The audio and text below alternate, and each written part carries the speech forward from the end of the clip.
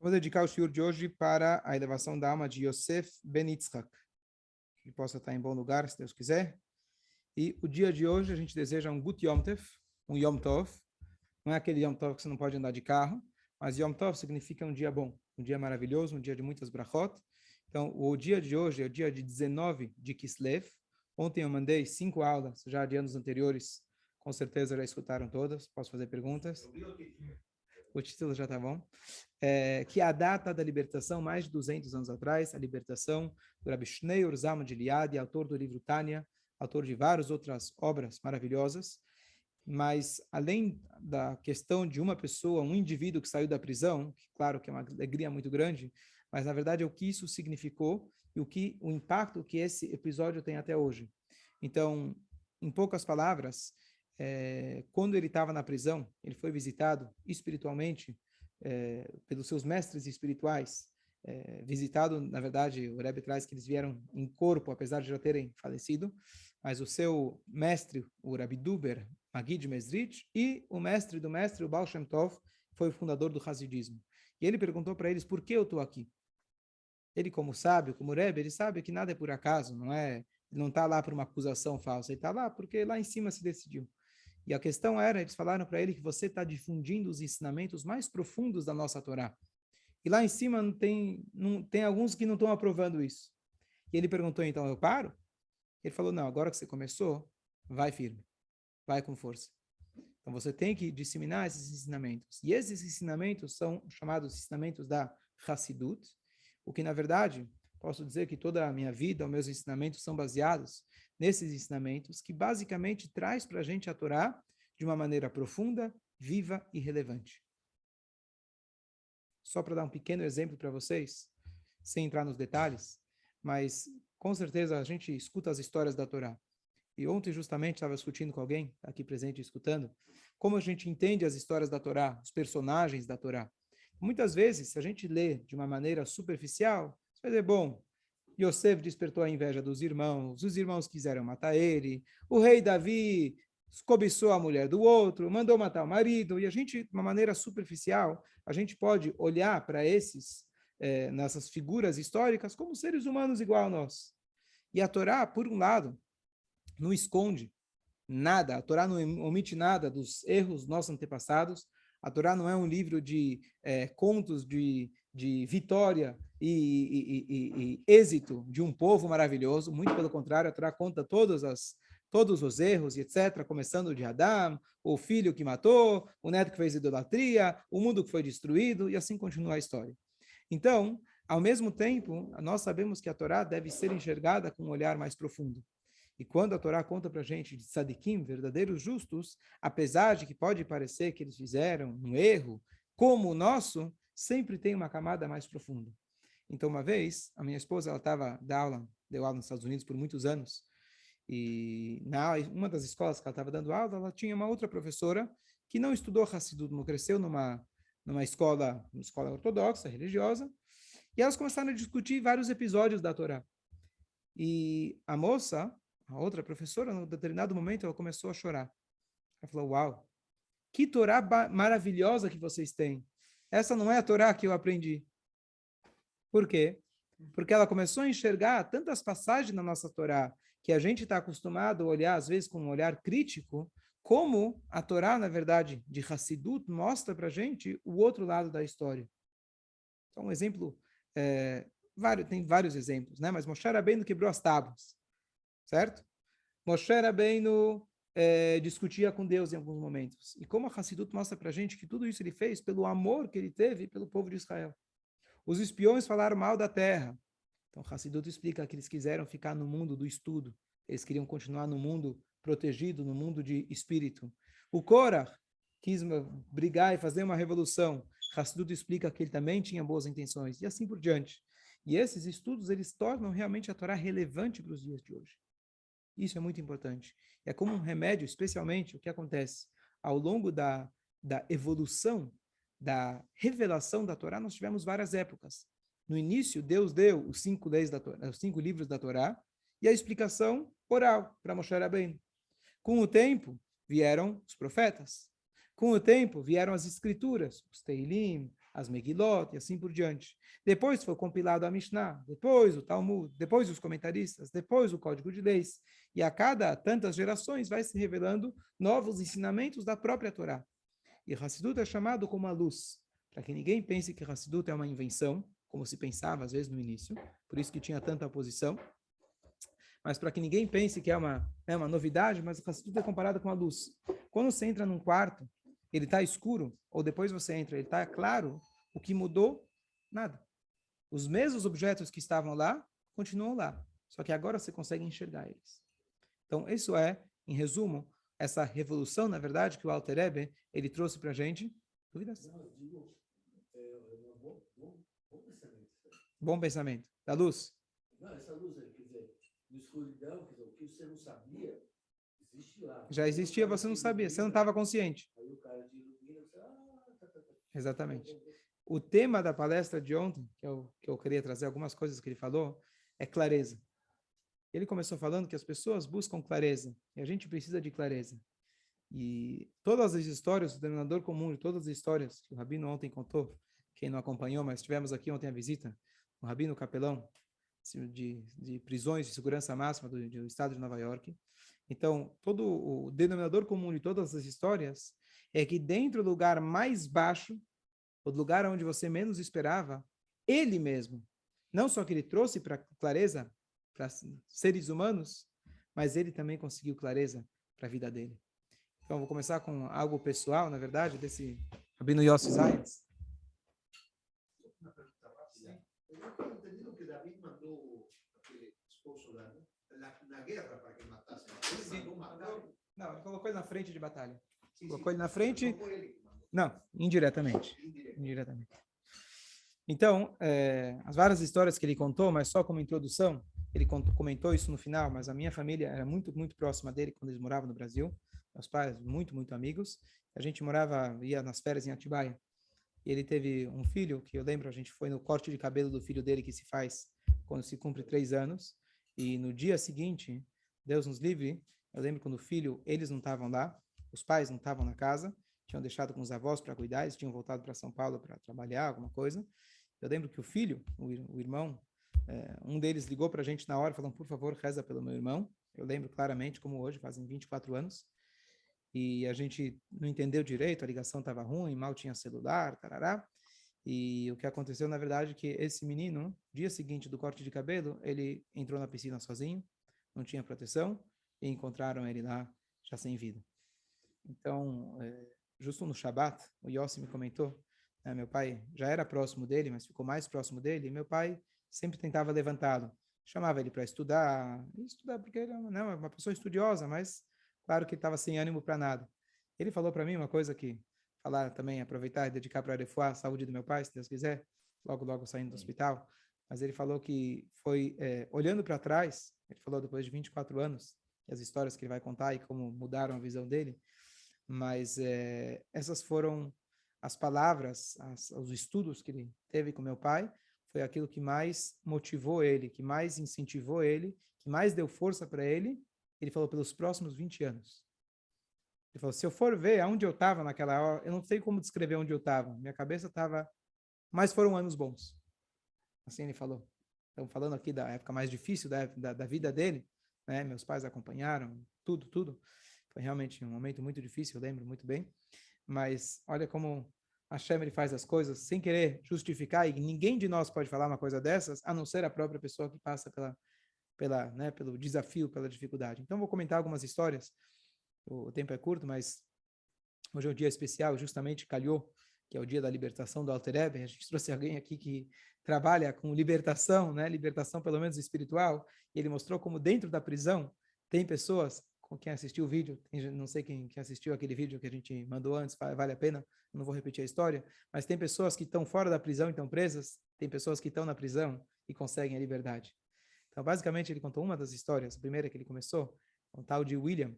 Esse William, ele ficava no corredor, no final do corredor, do lugar mais protegido, da prisão mais protegida, e basicamente esse William, na frente dele, ele tinha as barras de ferro, rede de galinheiro, com buracos bem, bem pequenos, e ainda uma placa de plástico. Por quê? você começa só com as grades. Só que eles pegam um papel higiênico molhado, de repente, né, de tanta frustração, e eles começam a atacar os guardas. E aí, então, os guardas colocam eles num lugar onde eles não conseguem mais tacar nada, colocam aquela cerca, aquela rede. E depois, pela rede, ainda passa líquido. Então, se ele tem algum líquido, especialmente algum líquido que sai do corpo dele, ele aproveita e, às vezes, ele não consegue se controlar e ele, né, deixa o instinto dele tomar conta dele. E aí colocam essa placa de plástico. Então, ele foi visitar esse cara, era o William, o nome dele, e esse cara estava por trás das 3 camadas. Ele fala, é muito difícil de escutar, porque você tem essa placa na frente, o cara tem que berrar, literalmente. E o homem grita, fala, Rabino, existe inferno? Né? E aí o Rabino, ainda tentando pensar o que responder, ele fala, o quê? Né? Então, é uma boa tática, né? Quando você sabe responder o quê? Existe inferno, sim ou não? Ele falou que eram os primeiros meses que ele estava lá, ainda ele não estava, né, preparado o suficiente. Mas ele vira e fala assim, aonde você está agora? O cara fala, estou no inferno. E o cara, né, como ele fala, 80%, 90%, 70% lá tem problemas mentais, né? Então ele fala, o cara de repente começou a dançar, falou, estou no inferno, estou no inferno. Assim que ele começou a falar. E aí o Rabino falou, mas a gente acredita em céu. E a nossa missão aqui na Terra é trazer um pedaço do céu aqui para a Terra, aqui para o inferno. Tá bom. E o Rabino foi embora.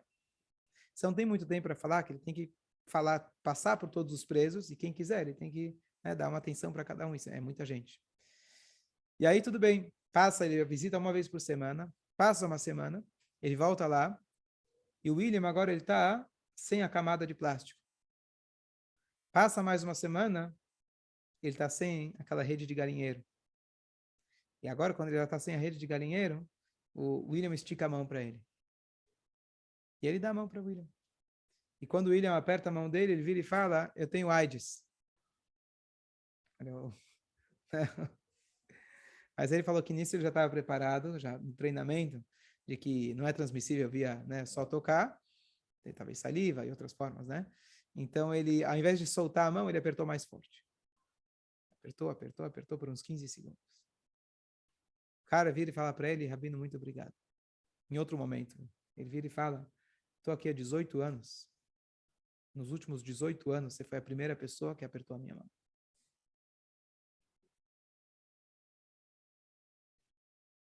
Então, trazer a liberdade dentro da prisão. Né? Trazer a claridade e olhar. E a gente sempre nos ensinos de Hassidut, uma coisa que o Alter Rebbe traz bastante, que a gente está celebrando hoje, de que o nosso objetivo aqui na Terra é trazer Deus aqui na Terra. O que quer dizer aqui na Terra? Que a Terra, esse mundo é o mundo mais egoísta possível, o mundo material, comparando com os mundos espirituais. Mas dentro do mundo material, você tem aquilo que está embaixo do poço, o fundo do poço, e você ainda tem o alçapão, que quando você está no fundo do poço, você ainda consegue mais baixo. Esse rabino conseguiu chegar nas pessoas que chegaram realmente no lugar, nível mais baixo, que qualquer um de nós vai... Como você vai tratar o cara como o cara descreve para ele? Eu matei a minha esposa e não sei como me encontraram, porque eu coloquei químicos que dissolveram ela por completo, não sobrou um fio de cabelo, não sei nem como me encontraram. É o cara contando, ele disse que o guarda estava tremendo quando ouviu isso, e ele lá tinha que ficar firme ao ouvir uma coisa dessas, né? E como que você vai virar para esse cara e falar, não, você é humano, não, você é uma criatura de Deus? Você precisa ser uma pessoa especial.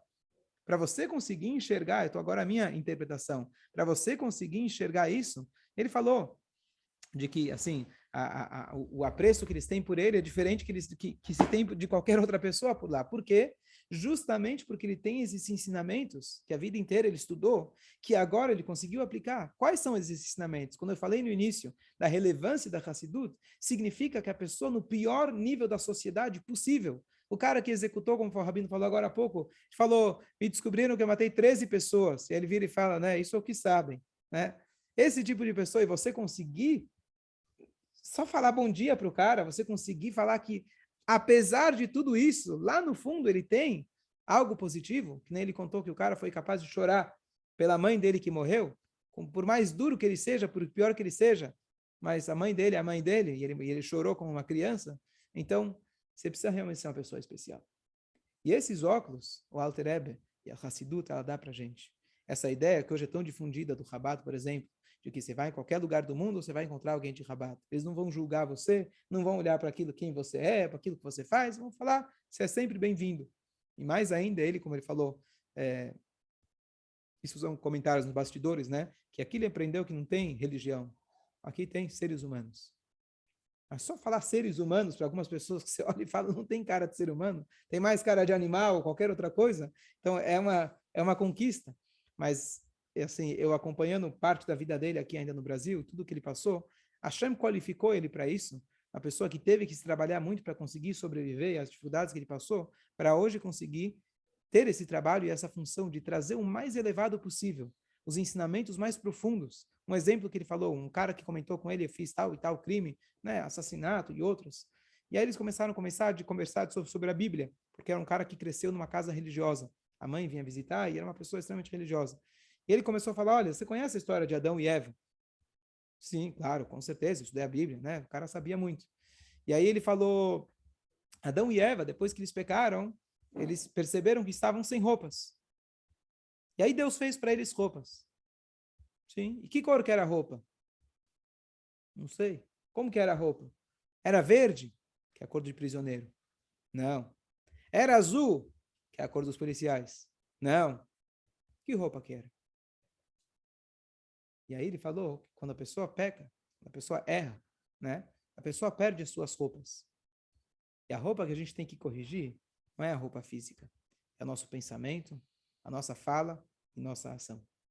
Que isso está logo no início do livro do Tânia.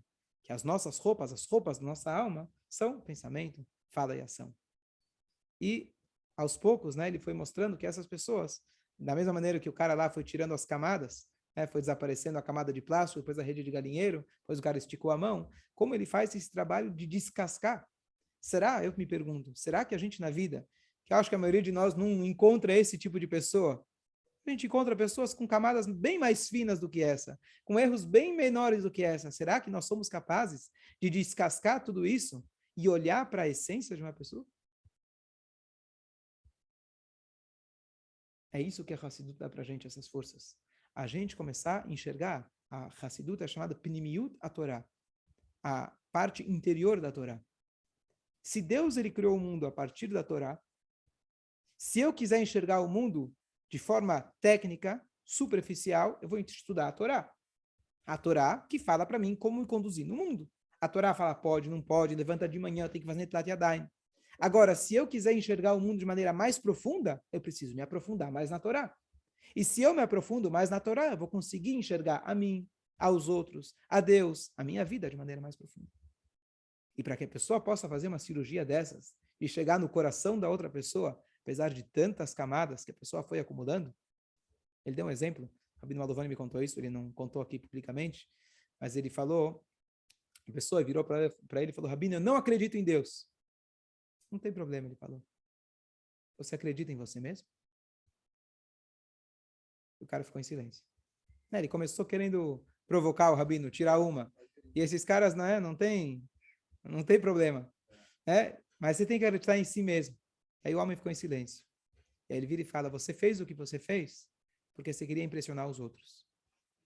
O dia que você começar a reconhecer quem você é, você não vai mais precisar disso.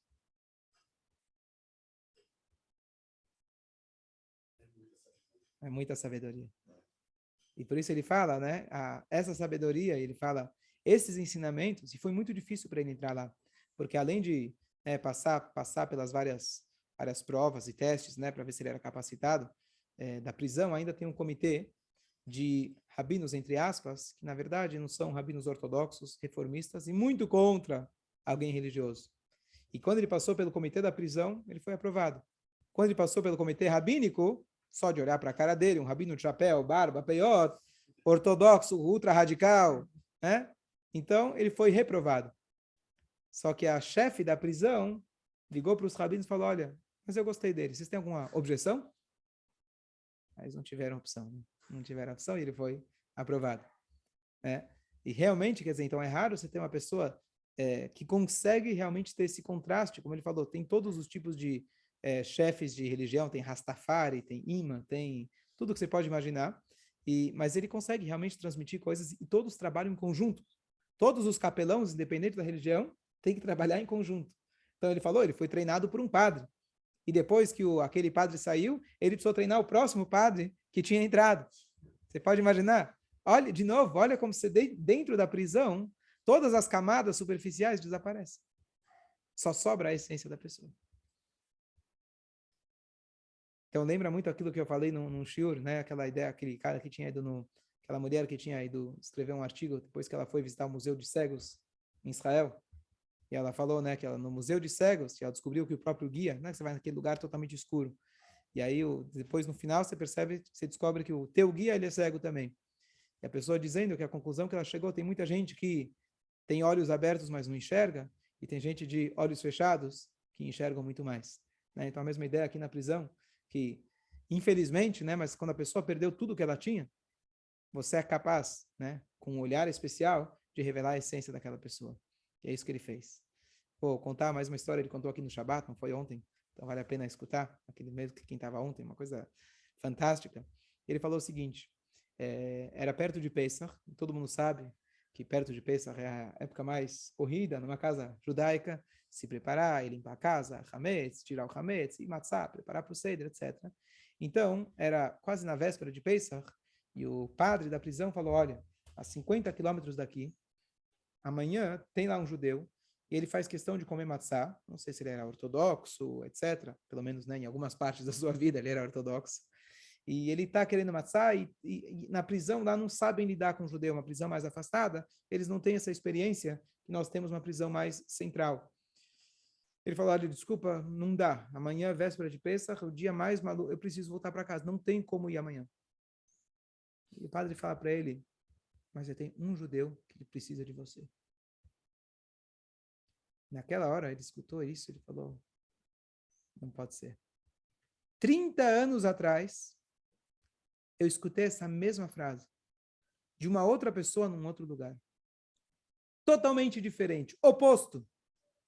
O Rebbe de Lubavitch falou, eu escutei dele, que se tem um judeu num lugar afastado, tudo vale para você ajudar. E eu agora estou escutando isso do padre. Obviamente ele mudou de ideia. Dia seguinte, ele deu um jeito, foi até lá, conseguiu a matzá, que é difícil, a matzá tem que vir lacrada, e é a única situação de que normalmente o que vem para a cela ou para o refeitório nunca se leva para outro lugar. Mas a matzá ela tem que ir e voltar, porque ela vem lacrada, você fecha, devolve, e aí no dia seguinte você vai receber ela de novo, que não pode ninguém tocar, entrar em contato com água, etc. Então tem toda uma rotina para que você possa adaptar a lei judaica, a lei da prisão, que possa ser kasher ao mesmo tempo. Bom, ele conseguiu, falou com a pessoa, tarará.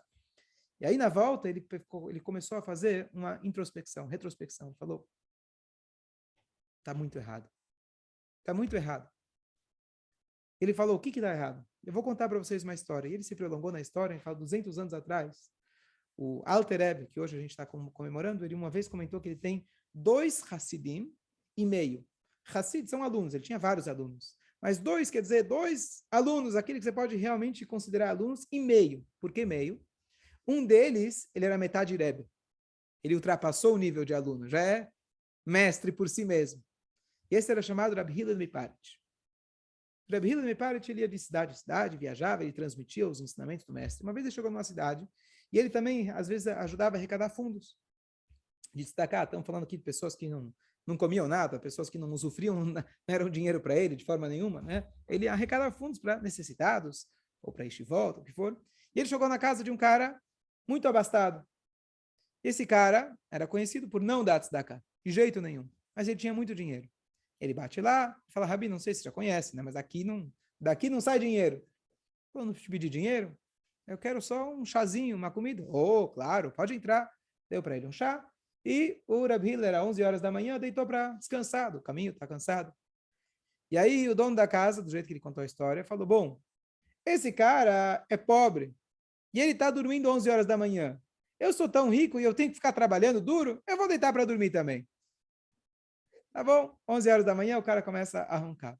E ele começa a ter uma visão muito clara, muito, muito verdadeira. E ele vê que ele está num caixão, ele já morreu.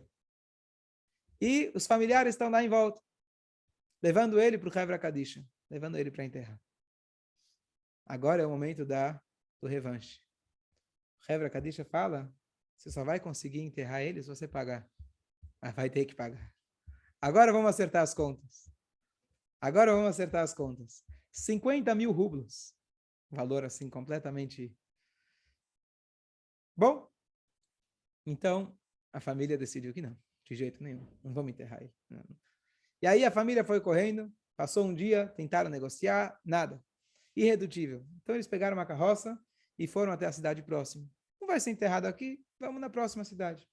Chegaram lá e falaram, não, volta para a tua cidade. Eles já tinham combinado com todas as cidades em volta que não ia ter jeito. Não adianta tentar escapar. Passa mais um dia, e o corpo está lá. Isso na visão do cara. E aí, de repente, a esposa tentou fazer um truque. Jogou terra na cara do cara, do morto. Tentou fazer como se fosse que ele foi assassinado, toda uma história. E aí trouxe lá para o Hevra Kadisha através de um terceiro. E aí foram lá fazer a lavagem, de repente deu uma limpadinha. Ah! Não engana não, você não vai conseguir. Bom, e a mulher tentando e tentando, mas o dinheiro não ia abrir mão. Até aqui ela falou, tudo bem, vocês não querem me enterrar? Foi até o padre. Ele tinha esse recebeu de braços abertos, um peixe grande, enterrar aqui um judeu? Vamos lá. E ela foi lá negociar com ele, com 1/10, 1/5 do preço, negócio fechado. Ela falou, olha, como somos judeus, dá um lugar afastado, coloca uma pequena divisória, e para mim tá bom. E aqui vai ser um cemitério judaico. Como a gente sabe, em pequenas cidades, não tem às vezes um cemitério judaico, se faz uma área separada e é o que tem. Tá bom? Fechado, negócio fechado, pago, assinado, tudo bem. Só que logo antes do enterro, o padre vem e fala, eu esqueci de dizer uma coisa. Nós temos uma lei aqui de que na hora que a gente vai enterrar alguém, a gente tem que colocar o crucifixo junto. Isso não. Começaram a negociar, ele falou, olha, o máximo que eu posso fazer é colocar um pequenininho. Um pequenininho. Ele está assistindo essa cena lá e, bom, tudo bem, não vai ter jeito. E aí, então, estão levando ele lá para ser enterrado. O corpo dele é colocado e uma das pessoas lá está prestes a colocar o pequenininho. Oh, gostei, o pequenininho. E na hora que ele vai colocar, ele acorda. Isso não! Isso não! Isso não! E aí o rabino que estava lá dormindo, que era, como eu falei, um Rebbe, ele fala, olha, se a gente não paga de um jeito, a gente paga de outro. E com essa história, o nosso rabino aqui contando a história, falou, eu voltei e falei, uau, eu precisei ouvir de um padre não judeu dizendo para mim, se tem um judeu, você tem que ir atrás dele. Aonde eu cheguei? Será que eu esqueci os ensinamentos do meu mestre? Alguma coisa está errada. Esse foi, olha o nível de introspecção que ele chegou. A gente fala, bom, ele foi ótimo, terminou a história. Mas ele falou, se eu precisei escutar isso dele, quer dizer que eu caí muito longe. E ele falou, já faz muitos anos que eu tinha decidido, claro que estudo durante a semana, ele era um cara muito estudioso, o pai dele, Rabino Motz Zaitz, Alav Shalom, falecido, era uma pessoa que acordava todo dia, 5 da manhã, sem falta, estudava horas e horas todos os dias, assim, ele tem uma bagagem muito, né, já do pai dele, de muito estudo, muito empenho.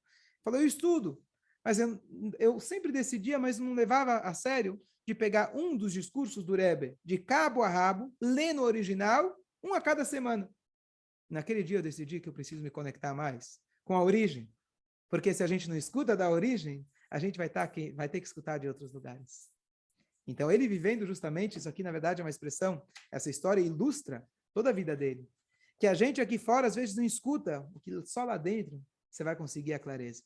Que ninguém precise passar por isso, mas acho que a ideia que ele quis transmitir, só para concluir, não vou te segurar, Jaime, só 10 segundos, a ideia que ele quis transmitir, que esse é o objetivo na qual Deus criou o mundo. Deus criou o mundo que ele quis morar num lugar tão baixo como essa terra. Tem gente que chegou no mais baixo ainda, mas a gente pode nesse lugar, encontrar clareza. Nesse lugar, dar a mão para alguém e segurar, e mostrar para ele que ele é gente, depois de 18 anos, quando todo mundo perdeu a confiança nele.